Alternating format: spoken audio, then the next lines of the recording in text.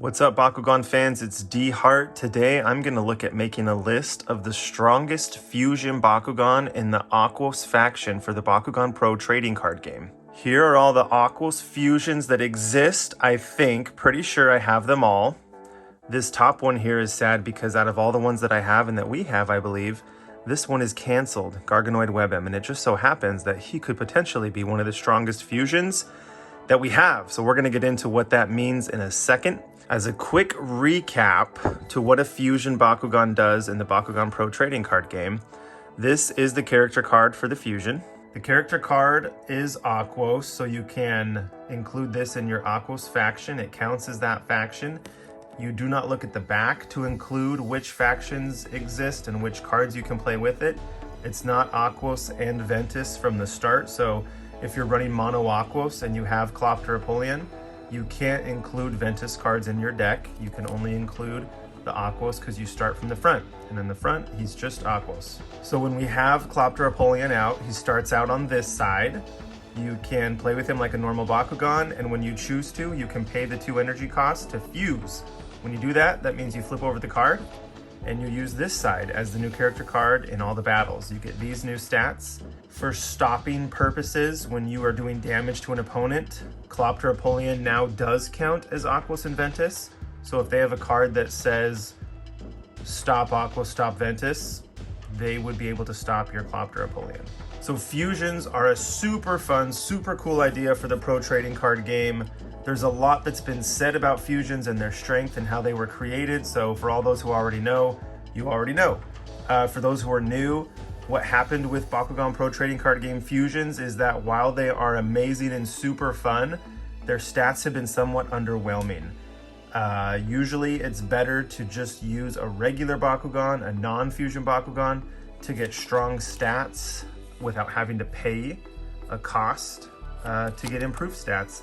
And the evolutions that go with regular Bakugan, non-fusion Bakugan, usually have better value than the fusion Bakugan. So in most cases, fusion Bakugan have proven to be a little bit underwhelming in strength.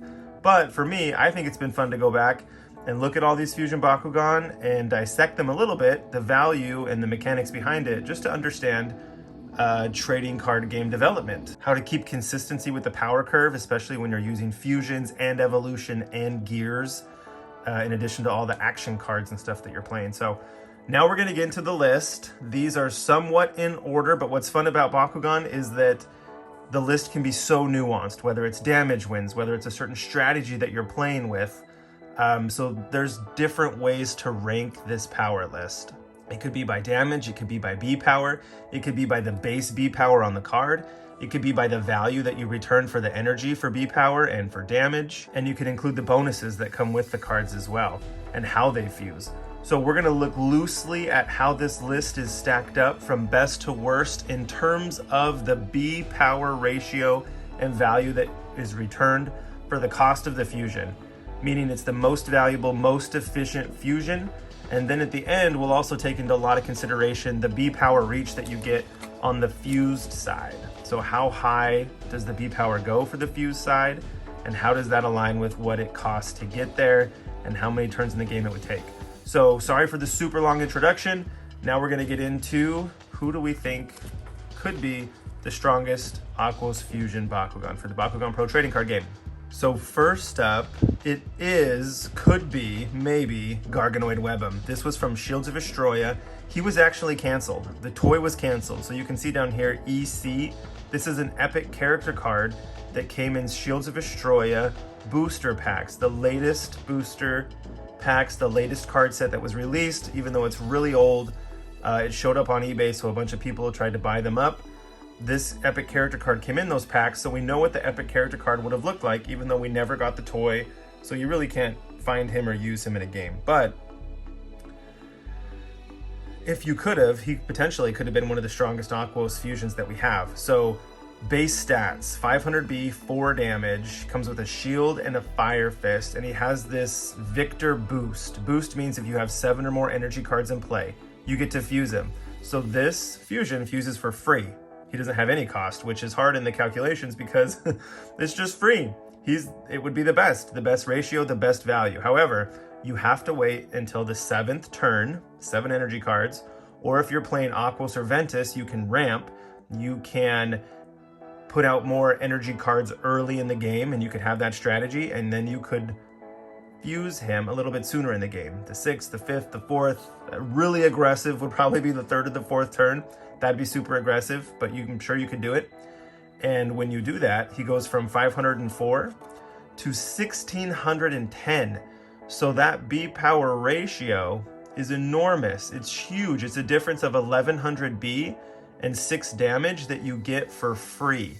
And his biggest reach on his own cores would then be 2016. So you'd have 2000 on his own cores if you landed on this shield, and that's 2000 for free. You just have to wait, like I keep saying.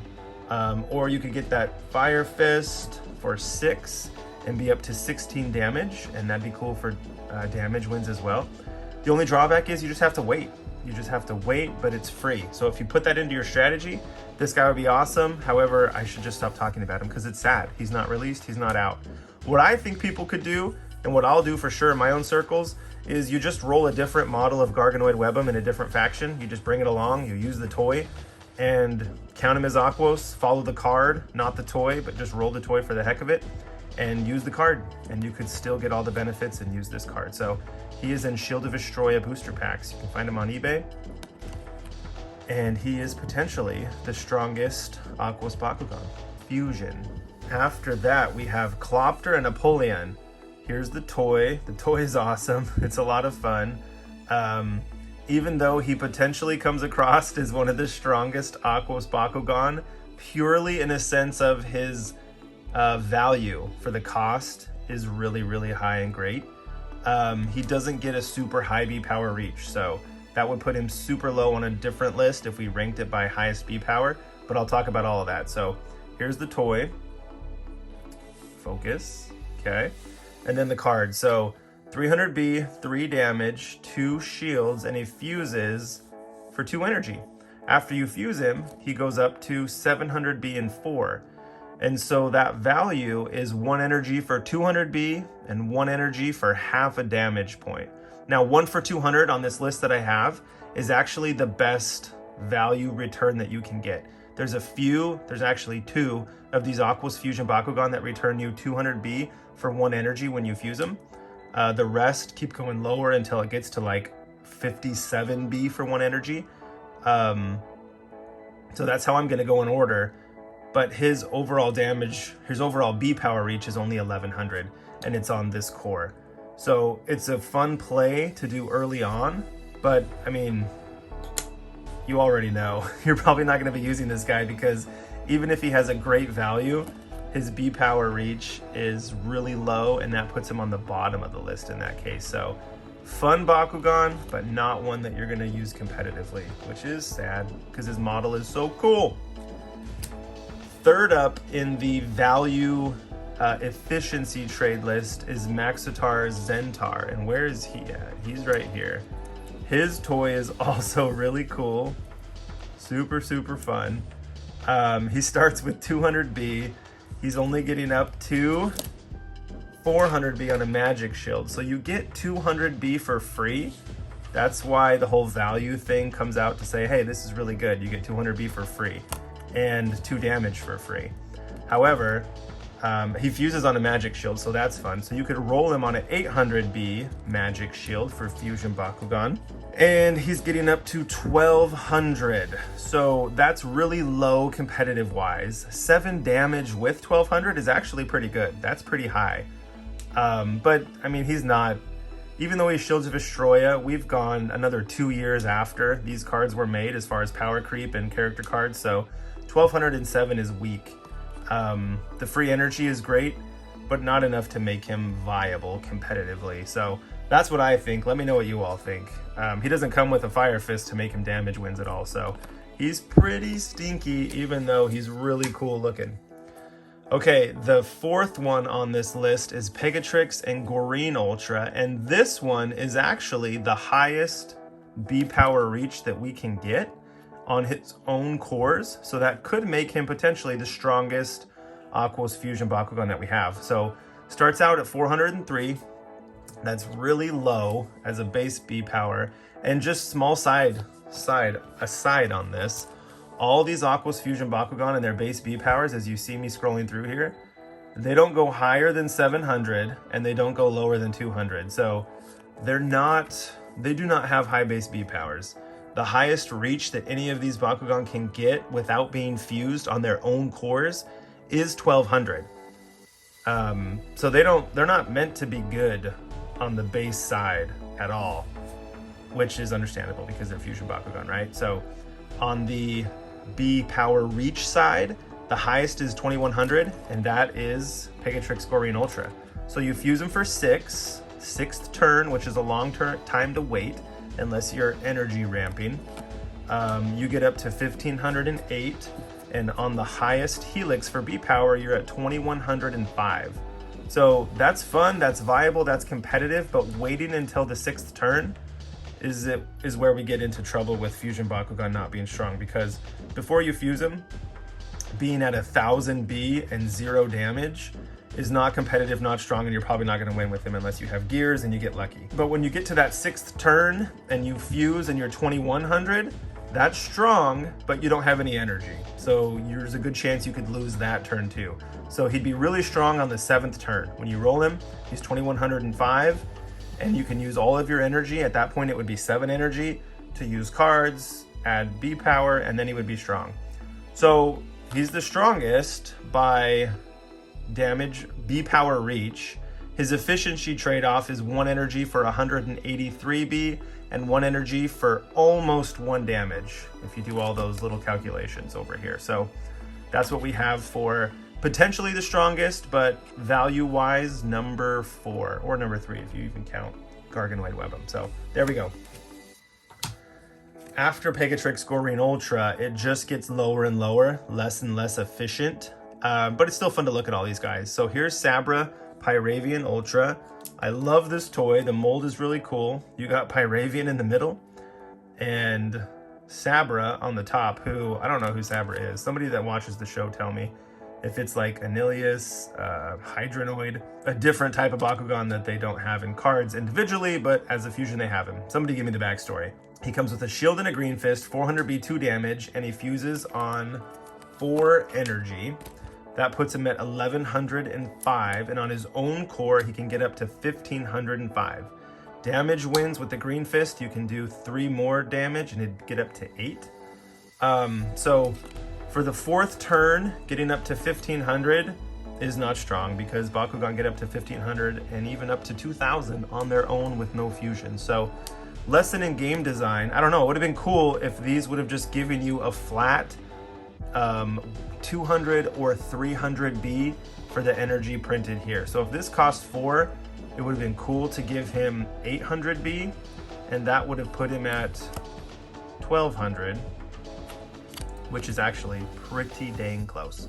And the same with damage. So 4 would have been 8 damage, 1 energy for 2 damage. So 8 plus 2 would have been 10. He would have been 1210 if you do what I just said, which isn't much better B power wise. It's just hard when you have a 400 B Bakugan and no magic shield or helix to go with it and have it be strong without another bonus attached. So some thoughts for you there. But his energy trade-off is one energy gives you 175 B and 0.8 damage, and he gets up to 1500. So we're going down and down in viability here, but that's what's going to happen. The next one's Halcor Serpentes Ultra, Aquos, Shield and a Fire Fist, 300 B, 5 damage. He fuses for 3 energy, which means that you get 166 B and 0 damage for 1 energy, but he can get up to 1200 on his own core. So many of these fusions come with shields.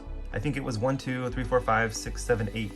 8 out of 15 of these Aquos Fusion Bakugan have their strongest core being a shield. Only 2 of them come with a magic shield, and there's like 5 helixes. So they're just underwhelming, and everybody knows that that's played this game, sadly. But there are others that would argue against it, so I'd love to hear it down below. Let me know what you think. The cores certainly help. Fusion cores can help a lot. And maybe Aquos just doesn't have the strongest fusions.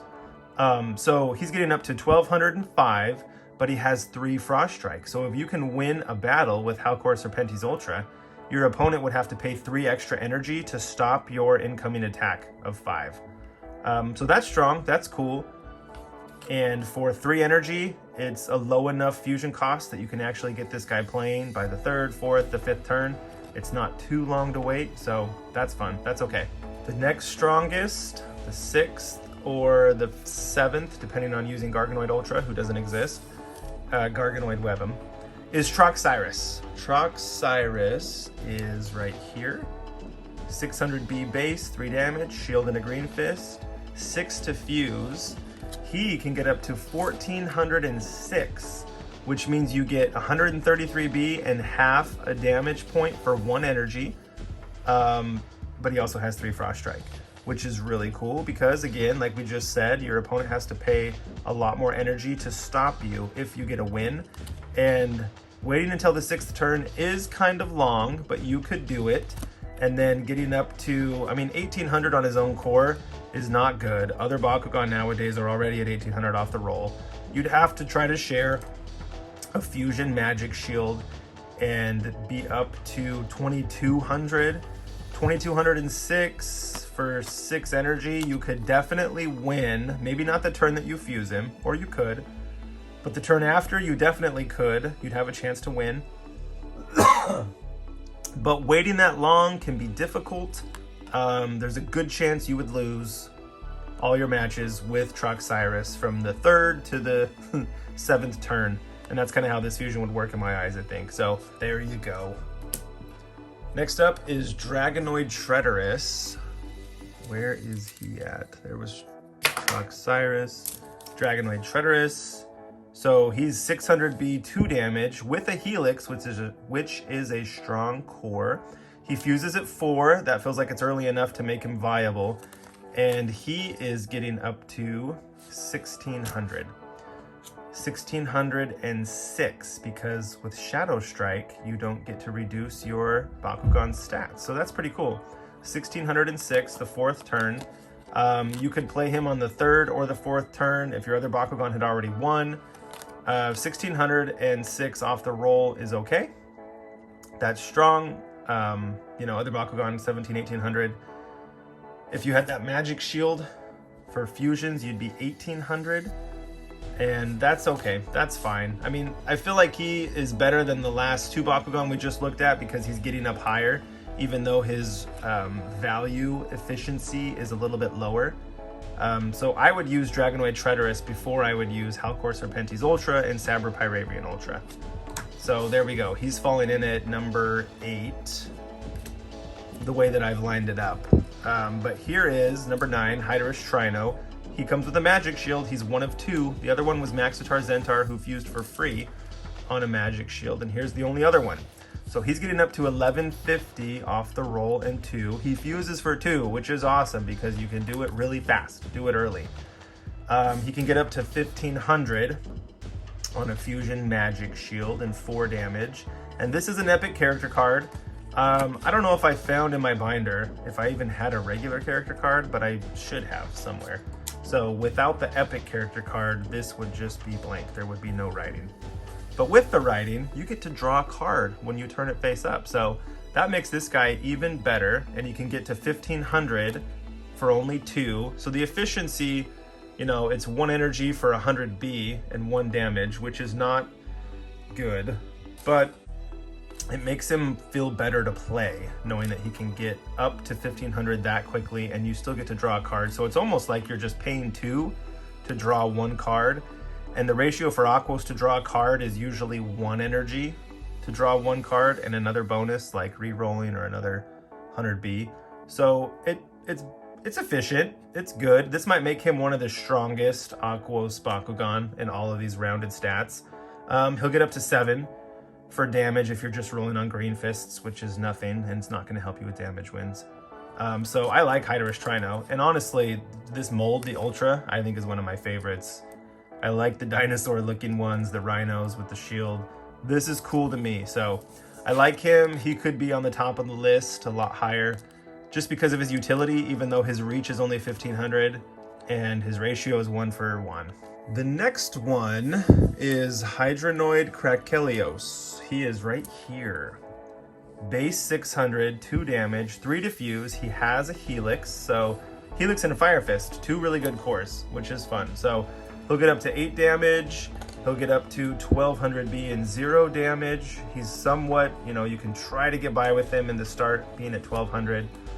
He only goes up 300 damage though, for 3 energy. So that's another 1 energy for 100 B power, which is not great. He goes up to 6 damage, but I mean, that's not enough to make him viable, even if you were playing him in the past, before the power creep of the past 2 years. So 1503, if you do damage, he's gonna get up to 12, but people that are doing damage, like it's a minimum, I would say 10, 11, 12. So he could compete in there, but he's nothing special to write home about. His ratio is low, his highest B is low. He looks cool. I love these 2 combined together. Krakelios and Hydronoid are like a couple of the favorite Bakugan out there. So too bad, he's just not very strong. The next one is also a really cool toy, Fangzor Mantinoid. Really, really cool. I love this one. He's better in different factions, the Pyrus Darkest faction, the fusion, in Aquos and Aurelius. He's not that strong. 400 B, 6 damage, 5 diffuse. He only has a shield. He goes up to 815, which this guy is obviously a damage wins focus. On his own core, he's only 1200. That's his highest reach. That's really bad, especially for 5 energy. You are losing B power battles with him like crazy. You could hope to do damage wins with him if you paired him up with the Pyrus faction. Even though he only has a green fist, he'd get 3 more damage and be at 18. 18 is pretty high for damage wins. So that's the play with Fangzor Mantinoid. But overall, not efficient, not really much of a value trade. Hydrus Trino is the next one, and I feel like I should have gone from the bottom to the top. It would have been more exciting. I'm going from the top to the bottom. 600 B, 3 damage, 8 energy. He comes with a Helix, so he is getting up to 1200. Well, he's getting up to 1200 before you fuse. After you fuse, he goes to 1212. So the damage is a huge increase. The B power is not good. It's less than 100 B for 1 energy. It's actually 0.8 and 1.8 damage, which for the Fusion Bakugan, 1 energy for 1.8 damage is the second highest. The first highest was Maxitar Zentar.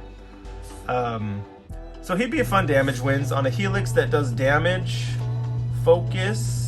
You don't have it. I don't have it in front of me. Where did it go? You can get 5 extra damage right here. So you could be at 17 and do damage wins. But by the 8th turn, you're not. I mean, that's so long. That's so far away. And for B power, you'd only be at 1800. I love the mold. Well, I don't love the base as much as I love the Ultra, but there you go. That's your look at Hydrus Trino. Lots of damage. Fangzor Mantinoid I did.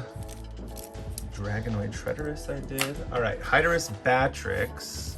Here is the diamond version. I don't have a lot of diamonds in the fusions. We have 700B, 2 damage, 2 shields, fuse for 4. For 4, he's getting up to 1,000. So you can see there, 300B increase for only 4 energy. Like, that's so bad. Why did they even make this guy? This guy is awful. He's the highest he gets is 1400 on his own core. On a magic shield that's shared, he'd get up to 1800. 1800 for 4 energy. I don't know, it's not as bad, but he doesn't come with a magic shield, so you can't use it unless you share. All fusion team. It's just getting more and more underwhelming, and the guys below, maybe the top 2 Bakugan that I just looked at and all the ones below, so the last 5 fusions. Why did they even make them? They're so bad. Halcor Ramparian, which is in every faction it seems like. He's super common. 600B, 2 damage, shield and a green fist, fuses for 5, and gets up to 907, and on Victor you get to draw a card if you ever win with him, because you're only getting up to 1300B and 7 damage. You get up to 10 damage on a green shield, green fist. The trade-off is 75B for 1 energy and 1 for 1 damage. So there's the underwhelming Halcor Ramparian. And the last one, I already did this guy, so he's out here, huh? He was like the top of the list. And Halcor Serpentis. Sorry, I didn't show these at the time. Last one, Trox Nobilius Ultra. Helix and a Green Fist, 600B, 1 damage. Victor, you get to draw a card. 1200B is what you would be at trying to win, which is not very high. Maybe it was in year 2. This was still year 2. They just didn't get released very soon. The card support, and I'm going to talk about that. So 7 diffuse. 7 is huge, but you're paying 7 to go from 600 to 1,000. Like, that's almost half a B for an energy. Like 50B for 1 energy. You are going up to 12 damage, so that's a lot higher. That's a 1.6 ratio, so 1 energy for 1.6 damage. That's the second highest on this list. Third highest, I'm sorry. So he's kind of meant for damage. If you did the damage Helix, he'd be at 17 for damage wins. You are waiting until the 7th turn, so it'd be hard to play this guy. I don't think that you would ever want to use him, even though he gets a victor and a draw card. I don't think it's worth the cost. They should have lowered the cost for this guy and for all of them. So maybe that just goes to show that the fusions may be a little underwhelming, but like I said, there's a lot of people out there that like to use them and have found them to be strong. Maybe not in the Aquos faction, but we're gonna look at other factions as we go along. So stay tuned, stick with me. Last thing I was gonna say is these cards, a lot of them, the fusions, came in year 2. Armored Alliance, Fusion Force, and Shields of Estroya.